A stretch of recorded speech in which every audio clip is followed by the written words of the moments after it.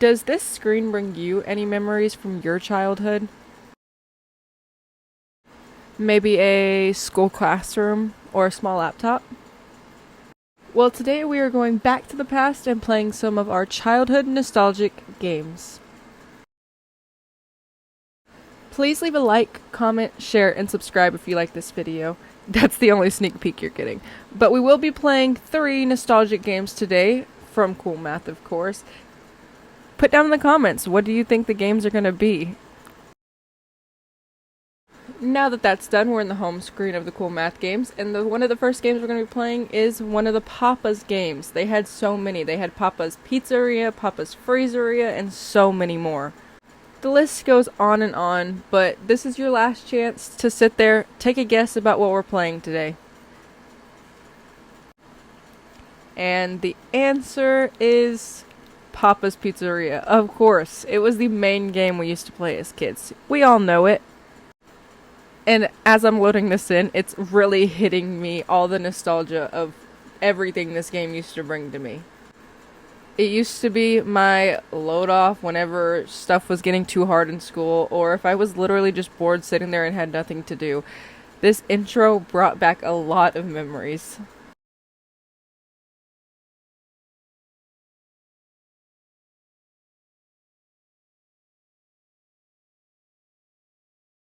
And of course with Coolmath there was a lot of ads, so I had to skip a couple of ads, cut a couple ads out, but here we go.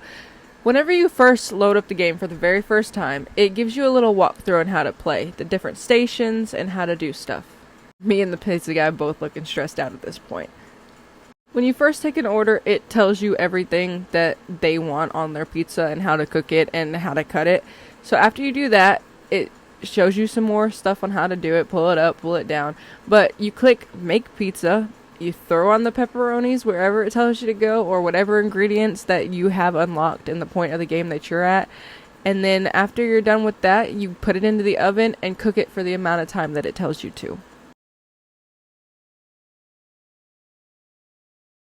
And as it's cooking, once again, famous Papa's Pizzeria fashion, it tells you to do something that you don't need to do. You can literally leave that there if you don't have any other orders, but I did it anyway just for the nostalgia.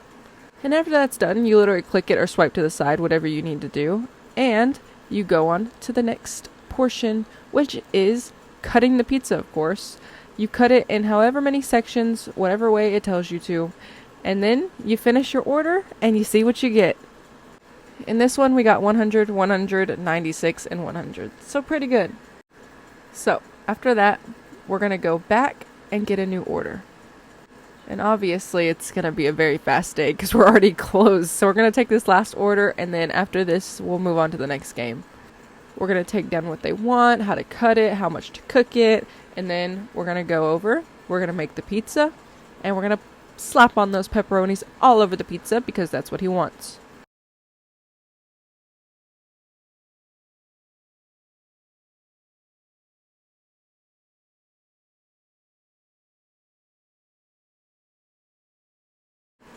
Then we're going to cook it all the way to the first notch.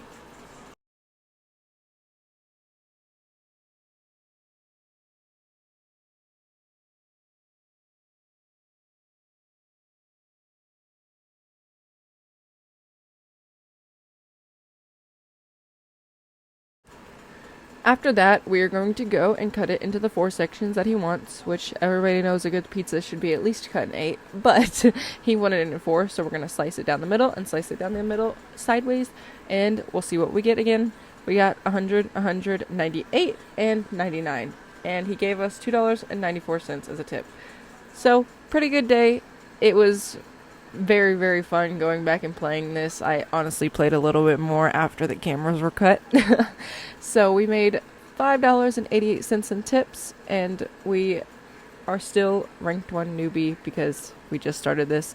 On to the next game. Our next game is Run. Yes, Run. They have Run 1, Run 2, and Run 3. A little bit embarrassing, but I used to play Run 3 in high school just to get past those boring classroom days or boring homework days. But let's be fair, it was so fun just to go and jump and try to get past all of the levels. I mean, I used to sit in the classroom in ninth grade and secretly switch over between this and whatever work assignments we had to do. Come on, you know you did it too. Between those boring classroom days or those boring homework assignment nights, we used to hop on Coolmath and play this all the time. And if I'm going to be completely honest, I played way too much of this. I just kept going and going and going, totally forgetting what I was doing. This brought back a lot of memories for me, and it made me really happy to just play it and not have a care in the world. I wish we could go back to that. I told myself just to get through this and I would get to level 10, and obviously I had to play a little bit more after I turned off the recorder. So yeah, I got up to like level 15 and it was honestly really fun. And I may have got a little bit too over my head with the amount of stuff that I was doing so good on, because in this level it was like, nope, you're doing too good. We're not going to do that. And I got to get thrown back into a nostalgic that I will never forget. Failing the levels. Yep, I took a jump and fell straight down. So, whenever I think about this, I used to think about how I would get so upset every time I lost a game, or fell in something, or died inside of a game. But honestly, now it's just fun to get back and play it and realize that failing is a part of it. Yeah, but honestly, I'll show y'all to level 10, and I made it that far, so let's go ahead and say bye-bye to Run and go on to the next game.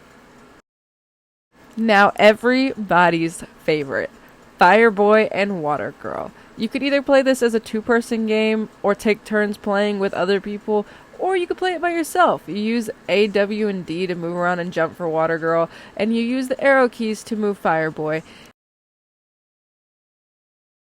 I had to cut jumping in this green goo like 4 times. Water Girl was irking my nerves today. Honestly, I probably should ask Dylan for help, since I did used to play this as a 2-player game and I always chose Fireboy, but it was fun to get back into it. And now that I was remembering this, I used to never beat the time. Like, how fast do you have to go on these? Because I swear I used to get like 25 seconds and it would still not be enough. But it was taking me a while to complete these, so obviously I did not beat the time for getting there quickly, but at least I finished the levels. And as you make it to the end and you collect all the gems, you put them in front of their doors and they go running off into who knows where.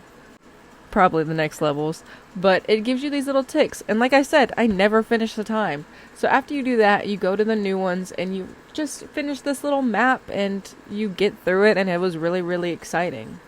I have a vivid memory of me in like 7th or 8th grade, and me and my friends were sitting around the table and we were like taking turns trying to beat all of these levels, and it was taking forever. And every time we got through one, everybody would cheer, and every time somebody died, we would all go, ugh, like we were just so over dying. I decided to take Fireboy across first because he was honestly being easier for me. Like I said, I used to play as him as a kid, maybe that's it. And as I got him across, I realized, what am I gonna do about this? Because I realized they kept swinging and I was nervous. So I waited for a second and I decided to keep going with Fireboy. And so what I did is I went to jump and yep, she fell. So I had to redo that whole thing.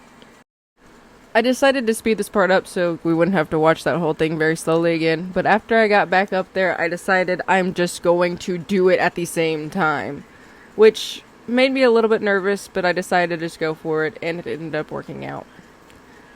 Also, I realized when you do this by yourself, it's really confusing when you're trying to control both at the same time, or at least different times, because you're trying to look down at the AWD and you're trying to look down at the arrows, and it's just back and forth. You have to remember what goes to who. And yeah, that one took me a while, but I got 2 check marks, and of course, not the time one. But it was very, very fun getting back into this, and like I said before, to be fair, I'm gonna keep playing after the cameras quit, but I decided to play one more for y'all, and I don't actually remember this level. I was going through and I was like, I don't remember fans in any of the levels, so I went ahead and tried it.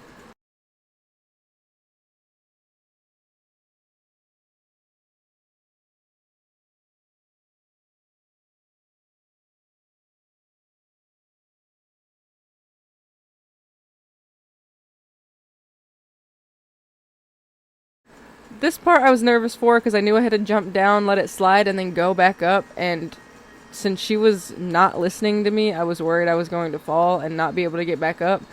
But it ended up working out. And I did the same thing for him. And after they got all of their jewels, I went to their doors and thought to myself, we used to be so innocent, just playing all these games and having the time of our lives. But sadly, it has to come to an end. We have to grow up. Or do we? Hop on Coolmath once in a while. You can do it too. Just go, have fun, play games. And if you have a kid, teach your kid to play. This was our childhood. We need to get back to this. So, thanks for watching. Please like, subscribe, comment what your favorite game was on Coolmath, and have an amazing day. As always, stay gaming, stay nice, be cool, and have an amazing time. Bye, love!